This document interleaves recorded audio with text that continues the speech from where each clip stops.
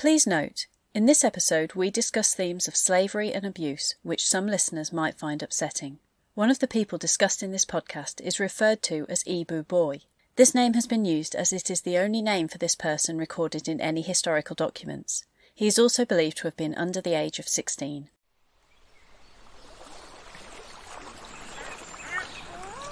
It's about humanity, it's about the way in which freedom is a human right, and these people fought for that freedom, however hard it was.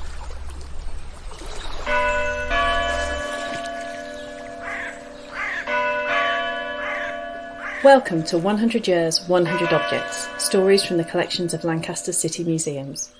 My name is Rachel Roberts and I'm the Collections Registrar for Lancaster City Museums. In this series, we're celebrating 100 years of our museums by looking in depth at 100 of our favourite objects and the stories that they can tell.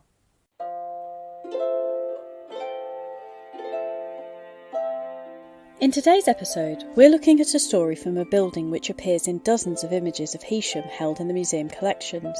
Although it's about a person from a community which is not well represented in our or many other museum collections in the UK. Today's object is a painting of Heysham shoreline by Daniel.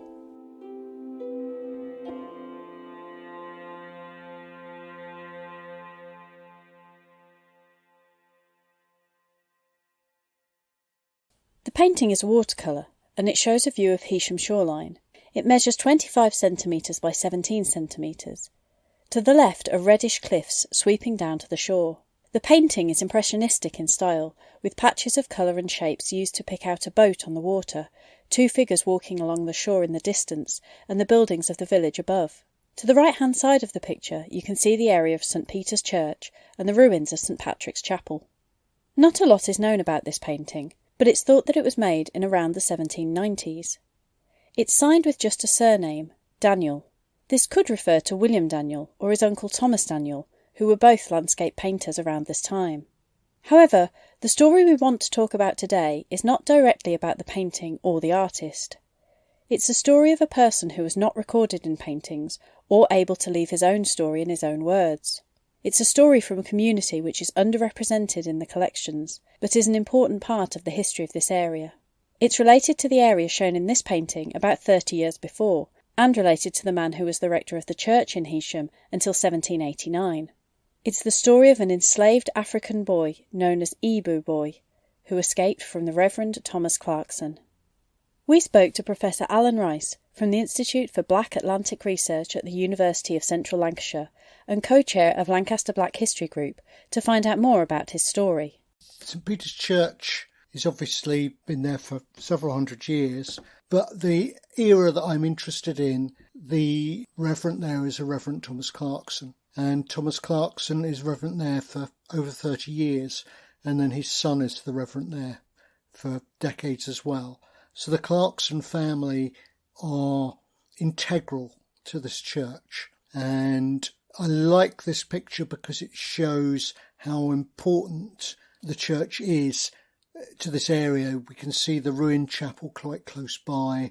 It's right on the coast, and the story I want to connect to it is a story connected to the sea.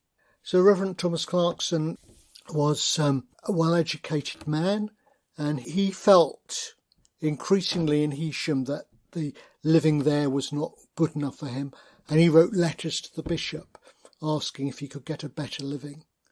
So it seems quite ironic to me, knowing the story of Ibu Boy, that in fact he should think of himself as being a very pious, good Christian man, and writing these letters to his bishop talking about all of his achievements. And yet I think it sullies his history, this fact that he had an enslaved African living on his premises. So what about the person at the centre of this story, Ibu Boy? What is known about him and his life? There's not very much we know, and there's lots we have to base on just one document. The document we have is a runaway slave advert, and we've got a Liverpool one and a Edinburgh one. So these are adverts which are placed by the owners to try and get their enslaved Africans back.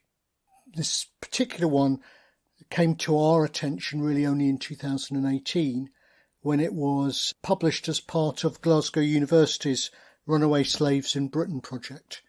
And there are about 850 of these runaway slave adverts. And lots of people think about runaway slave adverts as being a very American phenomenon, but this shows they were a British phenomenon too. So this is the only record. The Reverend Clarkson had probably owned enslaved African. And this is quite unusual in the sense that many of the enslaved Africans in this region were baptised. There is no Christian name here. He is Ibu Boy. And I don't know whether he was going to be baptised. He'd been with the Reverend Clarkson for a while. So why did he not baptise him? Maybe he didn't want to draw attention to the fact that he enslaved an African. At that point in history, in 1765, it was not necessarily seen as objectionable to own other human beings. But maybe he had a guilty conscience about it. Not that guilty, though. Not that guilty, because when Ibu Boy escaped, he immediately sent out adverts to try and recapture him, offering rewards. As the only known document to record the life of this person, we asked Alan to explain a little bit more about what the Ibu Boy advert said and what that can tell us. So what did the advert say? The advert named the Reverend Thomas Clarkson as the master of this boy. You might notice I'm not using the word owner. I believe he was an enslaved African. There were Africans who were servants, but I think if you're wanting him back and offering money, it seems to me that he's almost certainly an enslaved African. He's also a boy, or seen as a boy. Many of the Africans who were brought as far as Britain were brought as young boys mainly, although the odd girl, as kind of trophy servants. We believe he might well have obtained the boy from his brother, who worked in Liverpool in the slave trade. We don't know which ship he arrived on. And as I say, the first knowledge we have of him is this 1765 runaway advertisement. It names Clarkson and then talks about the boy. And these runaway slave adverts need to describe him. It talks about the clothing he wore, leather breeches. I think it was blue and red, his clothing, and kind of quite distinctive. Other enslaved Africans would escape in their underclothes so that no one could patch them to a piece of clothing. Maybe they'd have got some clothing earlier and hidden it somewhere. We know also a physical description of him. He had a lump on his head. You can only conjecture, but I think of this as being abuse from his master. He had a limp.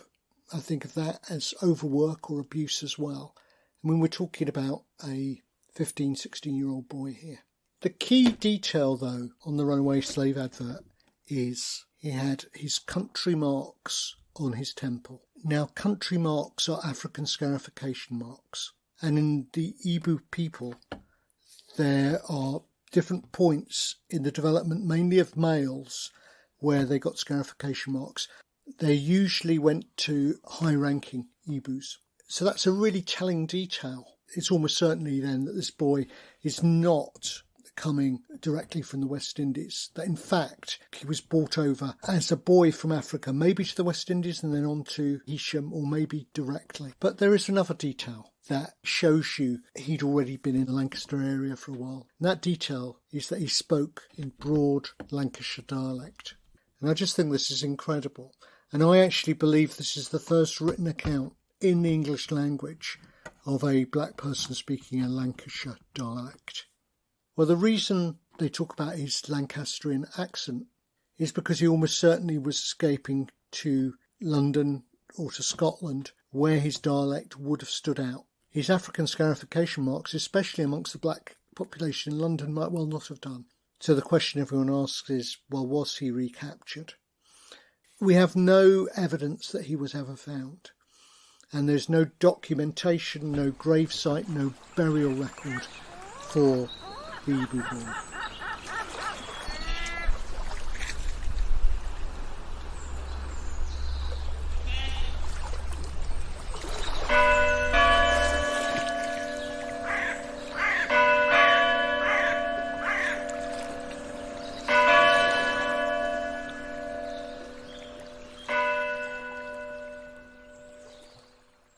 So are these runaway adverts quite common in relation to this area? And do we have any other stories of runaways and what happened to them? Overall, over about a 130-year period, there's about 800 runaway slave adverts UK-wide. I think we have about 5 runaway adverts associated with Lancaster. Harry Hind, he's the one who escaped without his clothes. There's another one who escaped from a ship in Lancaster, and then there's the Ebu boy. Just up the road is Thomas Hanson, who was owned by the Sill family in Dent. He escaped in 1758, and he got down to London. He joined the army as a trumpeter. He probably was already a trumpeter, and he spent 8 years in the British Army. And then he lost a tooth and could no longer play the trumpet. So he was pensioned out of the army and received a British Army pension for the rest of his life. So there's an enslaved African who not only escaped but became a kind of pillar of the British state as a member of the army. So it's a really interesting story. Yeah, many did escape into the crowds in London. Some got back or tried to get back to the West Indies, but many would just try and disappear into the London black population. Before he left, Alan explained why he thinks that it is so important to remember and recognise the story of the Ebu boy. For years and years, I took people on slave site tours around here, and many of the stories we had of black people, they're stories really which kind of lack an agency. You know, the black people in them are passive recipients of often brutal treatment. And what Ebu Boy's story gives us is a story of rebellion against this. It shows that people aren't willing to take this kind of treatment. It's about humanity. It's about the way in which freedom is a human right. And these people fought for that freedom, however hard it was. Totally isolated in Heysham, hundreds or thousands of miles away from his home or family. Ebu Boy says, no, I'm not going to be abused anymore. I'm not going to be treated like a non-human being. And I will run. And I'm running from a pillar of the society. And that's the thing that I think is also very important to tell about this story, is the Reverend Thomas Clarkson. Doesn't seem to be shame in his enslavement. If there was shame, he wouldn't be putting adverts in newspapers. He thinks of himself as a pillar of the community, a pillar of the church, and yet he indulges in this anti-humanitarian behaviour. Shows you that, in fact, it was a respectable trade at the time, the slave trade, that owning a slave could be something that didn't undermine your respectability and actually could enhance your status. It can be the prelude to us thinking about the Church of England and religion in general and its relationship to slavery, because when compensation was paid to the owners of enslaved Africans, the Anglican Church got around 1 million, about 5% of the 20 million which was handed out, which is about 17.6 billion in today's money. And only recently the Church of England have actually started to say that they're going to pay some forms of reparations. And this story can encapsulate why those reparations are due. That in fact, serving members of the Anglican Church found it of no problem to have enslaved Africans in their households. Thank you so much for listening to this episode of 100 Years, 100 Objects. Please do listen to some of our other episodes where we look at the stories of people from politicians to prisoners of war.